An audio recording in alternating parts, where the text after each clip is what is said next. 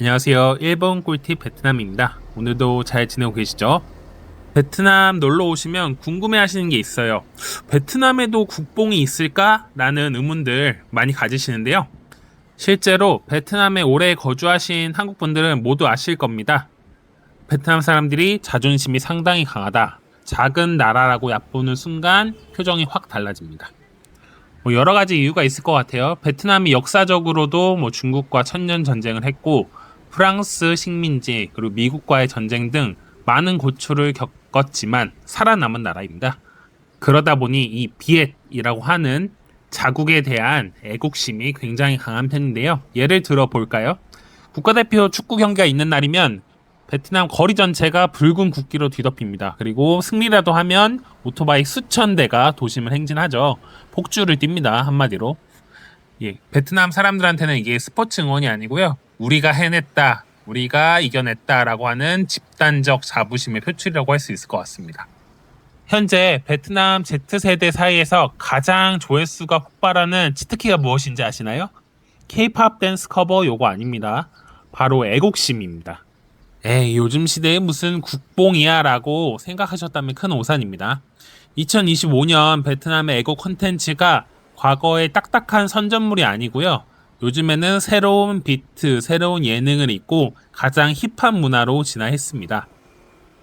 오늘은 2025년 베트남을 강타했던 애국 콘텐츠 열풍을 메인으로 해가지고 베트남 사람들이 왜 자존심이 강한지, 왜 애국심이 강한지 이런 거에 대해서 좀 말씀을 드려볼게요.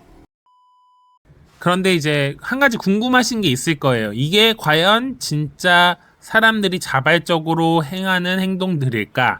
아니면 이 베트남이라는 국가가 만드는 분위기일까? 사회주의 국가니까 당연히 국가에서 이런 거를 선동하는 게 아니냐라고 생각을 하실 수도 있어요. 겉으로 보면 이것도 일리가 있는 말씀이에요. 그런데 속을 들여다보면 이 젠지, Z세대 스스로 컨텐츠를 만드는 경향도 분명히 나타나고 있습니다. 먼저 이제 국가적인 면에서 왜 애국심을 고취하려고 하는지 요거에 대해서 한번 설명을 드릴게요. 올해는 2026년이긴 하지만요. 작년에 이 남부 해방 및 국가 통일 50주년이었습니다. 그러니까 베트남이 통일된 지 50주년이 됐고요. 그리고 8월 혁명 및 국경일 80주년이 겹치는 여러 가지 특별한 해였어요. 그러다 보니까 전국이 베트남 국뽕에 취해 있었죠. 작년에 저도 길거리에서 이 퍼레이드 하는 거를 봤었는데요.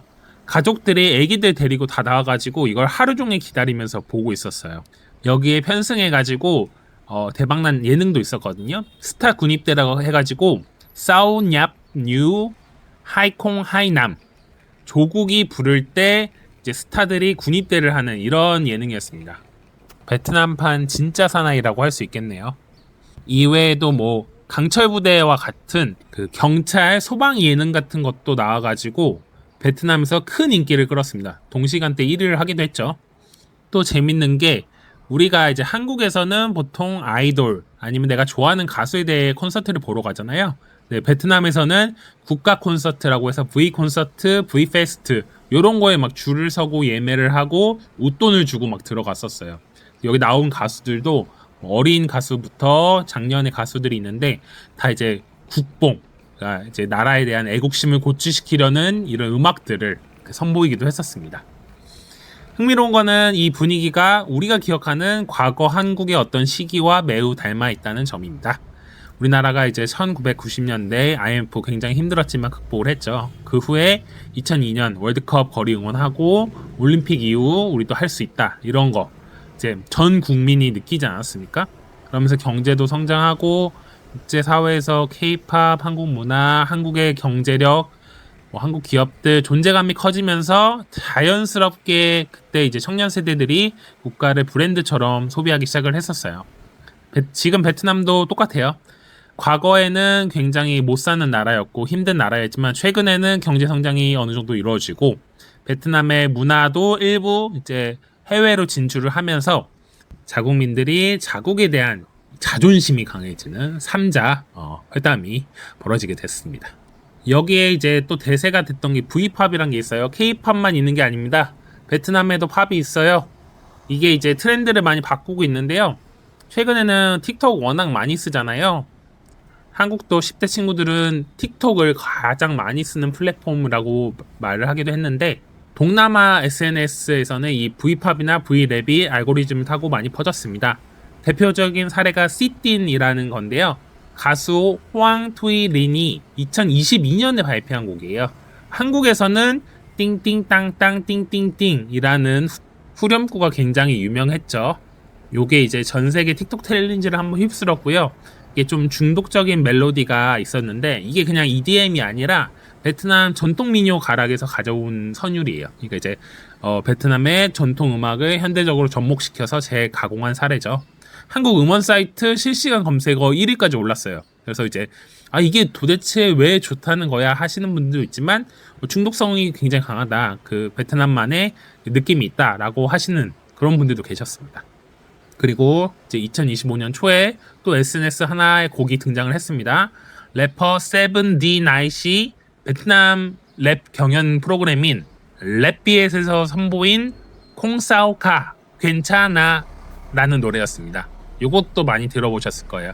괜찮아 띵띵띵띵띵띵띵띵띵띵 이 후렴구도 틱톡에서 챌린지로 굉장히 많이 확산이 됐고요. 이분이 또 이제 스토리가 굉장히 많아서 베트남에서 큰 인기를 끌었어요. 한국에 이제 7년 정도 공사장에서 철근을 나르던 외국인 노동자 출신이에요. 그래서 낮에는 일하고 밤에는 랩을 연습했는데 랩을 연습할 때 한국어를 이제 같이 넣은 거죠. 거기다 이분 스토리가 왼손에 장애가 있는 분이에요. 그리고 가족들이 고엽제 피해를 겪었었고, 그래서 한국에서 되게 힘든 이렇게 욕설도 듣고 월급도 이제 막 미뤄지고 해서 못 받기도 했는데 이런 것들을 음악으로 녹이면서 괜찮아 라고 하는 이제 노래를 만든 거죠. 이게 단순히 그냥 챌린지송이 아니라 이제 해외 이주 거주 노동자들의 사회 현실을 약간 대변하는 그런 힙합이라고 보시면 될 것 같아요. 또 하나 이제 주목해야 될 점이라고 하면 이 베트남의 애국심이 좀 중국의 강경한 민족주의와는 결이 다르다는 점입니다. 중국은 되게 정치적 메시지가 강해요. 항상 반한 감정, 반일 감정을 계속 국가에서 자극을 하죠. 한국 거 하나님 걸어서 살지 말아라. 일본 나쁜 놈들이다 해서 일본 차 때려 부수고 이런 걸 많이 하는데 좀 베트남은 밝고 댄스 챌린지가 가능하고 뭔가 이제 팬덤으로 확장할 수 있고 좀 밝은 느낌이 있습니다. 그리고 되게 가벼워요. 그래서 중국식의 그 무거운 이 강경 민족주의와는 결이 많이 다르다. 이렇게 다시 설명을 드릴 수 있을 것 같아요. 이제 이게 영화에서도 좀 많이 나타나고 있는데요. 베트남 영화 시장이 매년 진짜 크게 성장하고 있어요. 신기한 게 베트남은 우리나라랑 다르게 넷플릭스가 들어왔다고 해서 영화사가 망하거나 CGV나 롯데시네마 같은 그런 시네마 사업들이 망하지 않았고요. 오히려 더 성장을 하고 있습니다. 그래서 이제 투자 대비 수익률도 높아가지고요. 투자사들이 굉장히 선호하는 투자처이기도 해요. 2025년에 베트남 박스오피스가 사상 최대 실적을 기록을 했고요.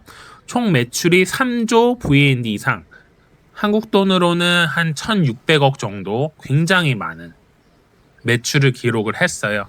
특히 이제 베트남 영화 트렌드를 보시면 과거와는 좀 다른 느낌이 있어요.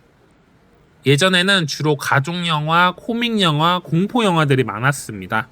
상대적으로 좀 제작비도 저렴하고요. 그리고 어느 정도 이 밑바닥이 보장되는, 그러니까 가족들이 와서 본다거나 연인들이 와서 보는 그런 종류의 영화들이 많았어요. 근데 이제 작년에는 무아도라고 하는 붉은비라고 하는 이제 한국말로 하는 영화인데요. 베트남 전쟁을 다룬 영화였습니다. 1972년에 꽝찌라고 하는 지역에서 성체를 보호하기 위해 싸웠던 81일간의 전투를 배경으로 한 이 소설을 원작으로 다룬 작품이고요. 이 영화 수익이 약 380억 하나로 이 정도의 매출을 기록할 정도로 굉장히 큰 기록을 남긴 영화입니다. 이제 국가에서도 돈을 많이 댔어요. 제가 알기로는 베트남 군대 이런 데서도 돈을 냈고요. 작년이 이제 50주년, 80주년 기념일이 있었기 때문에 이거 고치가 돼가지고 더 많이 이제 세일즈가 됐겠죠. 어쨌든 제작비를 굉장히 많이 들인 블록버스터 영화가 성공했다라고 보시면 좋을 것 같아요. 그리고 흥행 3위권에 오른 투치엔 젠콩이라는 영화도 있었는데요. 그 영어로 하면 하이잭, 공중 납치 실화를 다룬 액션 영화였습니다. 저는 이제 요거 하신 감독님도 뵙기도 했는데요. 베트남계 미국 감독님이세요. 어찌됐건 CG도 많이 들어가고 비행기를 쓰다 보니까 제작 비용도 많이 들었는데 이런 게 이제 느껴지는 게 과거와는 베트남이 좀 결이 다르게 좀 더 제작비를 쓰고 그만큼 매출이나 세일즈를 올리겠다라는 신호가 보였었습니다. 네, 그래서 결론은 이렇습니다. 베트남에도 국뽕 분명히 있고요. 한국보다 더 강합니다. 제가 봤을 때는 베트남만큼 자국을 사랑하는 국가도 굉장히 드물다. 국민들도 없다라고 생각을 해요. 하지만 이게 좀 촌스러운 그냥 국뽕이야 무시하고 이런 게 아니고요. 이 베트남이라는 국가의 특성과 현재 뭐 소셜 미디어라던가 이런 문화적인 흐름이 맞닥뜨린 그런 뭐 시너지가 난 결과라고 볼 수 있을 것 같아요. 그래서 앞으로의 이제 우리가 바라볼 것은 베트남에 국뽕이 있네. 아유, 쟤네는 아직 멀어서 이렇게 생각할 게 아니라 이 에너지가 어디까지 커질까 이런 거를 좀 봐야 될 것 같아요. 제 생각에는 이 베트남 나름 문화에 이 좋은 점들도 많고요. 확장될 가능성도 좀 있는 것 같아요. 어디까지 될지는 모르겠지만 이거를 이제 지켜보는 게 외국인 입장에서 혹은 이제 한국이라는 국가의 입장에서 좀 흥미로울 것 같아요. 뭔가 이제 협업을 할 가능성도 높고 한국에 있는 기술들이라던가 아니면 경험들이 굉장히 많잖아요. 이게 이제 베트남에서 어떻게 쓸 수 있을지 같이 어떻게 콜라보할 수 있을지 이런 거를 좀 바라보는 게 좀 더 생산적인 시대의 흐름을 보는 방법이 아닐까 싶습니다. 감사합니다.